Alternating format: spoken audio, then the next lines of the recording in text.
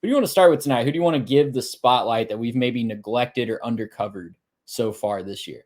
Well, man, I gotta talk. There's a contender to win the whole thing this year that we really haven't talked about on this show at all. And it would normally go to, it normally stand to reason that, you would talk about the contenders, right? We've talked about Georgia, we've talked about Ohio State, we've talked about Oregon, we've talked about Texas, we've talked about all these different teams that we think could win the whole thing. But there's a team that's going to be competing for their conference championship. There's a team that currently is beating opponents at a 27-point per game margin. And we just really haven't talked about them a whole bunch because they've been beating their opponents at a 27-point per game margin. And in a season where there's been chaos, we haven't really needed to. I'm talking about the Clemson Tigers. We have not talked about the Clemson Tigers on this program a whole lot this year because overall, it's been kind of a ho-hum, kind of boring year for Clemson. Not that they're playing poorly, it just hasn't been a whole lot of worthwhile conversation about Clemson. They go, obviously, we know about this, that Georgia, they lose to Georgia at the beginning of the season. They get smoked. They weren't ready. It is what it is. We're talking, is Cade Klubnik ever going to make the jump? Is Cade Klubnik ever going to be that guy? We don't know, right? And then they just rattle off, six straight. They, beat Appalachian State, 66-20. North Carolina State, a lot of people are excited about that one. Thought big things out of the Wolfpack. They beat them 59-35. They beat up Stanford, Florida State, Wake Forest. Not necessarily anything too impressive there, but they really drum them. And then Virginia, a team with a pretty solid offense, they go out there, they beat them 48-31. I mean, what else do you want out of a team, right? There's a lot of good going on for Clemson right now. Phil Moff has been effective. He hasn't necessarily been, a massive part of the game, but he's getting 15 carries a game, so he's definitely their lead running back. But they haven't had to lean on him, right? They haven't had That's to the make key. the run game the That's the entire key. personality of the team, right? And that's huge because number one, you want to, if you're a running back, not wear yourself out before you hit the league. So that would be nice to not, wear your entire, wear out all your knees and your shoulders and everything else. And then you go get drafted. You got like 2 years to play in the NFL before you break down. But also, you stay fresh over the course of the season. And Cade Klubnik has been ascending. Like, he has been really, really good this year. Let me pull his season stats for a second I here. got him for you if you needed. I got him right here. I got 66% completions. He's thrown for 1,800 yards, 20 touchdowns, and 3 interceptions. Trey, that's pretty dang good. And that's, not on loads and loads of pass attempts. He's thrown 219 times, but it's not like some of these quarterbacks you see putting up big numbers, having thrown the ball 300 times at this point in the season. He's just getting it done. They're just scoring effectively.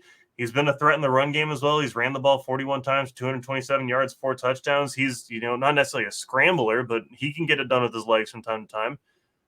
There are some issues on the defensive side. We can talk about those in a second, but man, Clemson's been fun.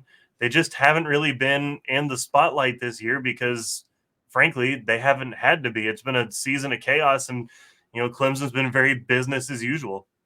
Yeah, they teetered on the edge of disaster after week 1 with the way that they showed up in that Georgia game. But the Cade Klubnik revenge tour has been something to behold. Gary, he's all the way up to 5th in the Heisman odds at plus Pretty good. 1,500, I believe. Yeah, plus 1,500, just behind Ashton Genty, Cam Ward, Travis Hunter, and Dylan Gabriel. So it is something to behold. I think the key has been his development and not having to rely on Phil Maffa like you have in the past. He was the whole offense at points the last couple of years. So seeing that offense develop and have a true passing game, have Caden Klubnik be a true dual threat. And you mentioned the defense struggling a little bit.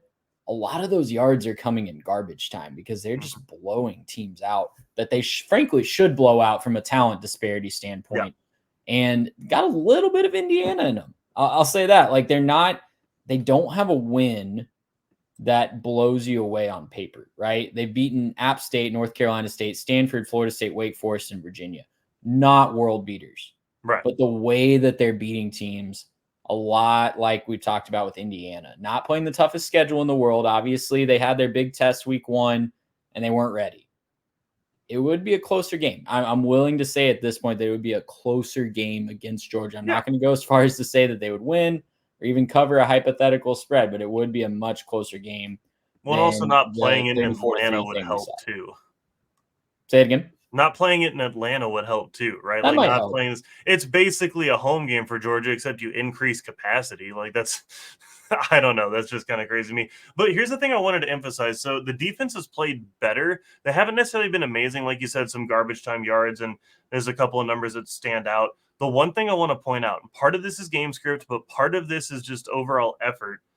The rushing totals this year have remarkably gotten better. So looking against Georgia, they let up 169 against Georgia, and then in the next couple weeks they give up 149, 179, and 236 on the ground. Definitely trending the wrong direction if you're a Clemson defense. And you're starting to think at some point, hey, we got to watch out for the run. Like this is not great.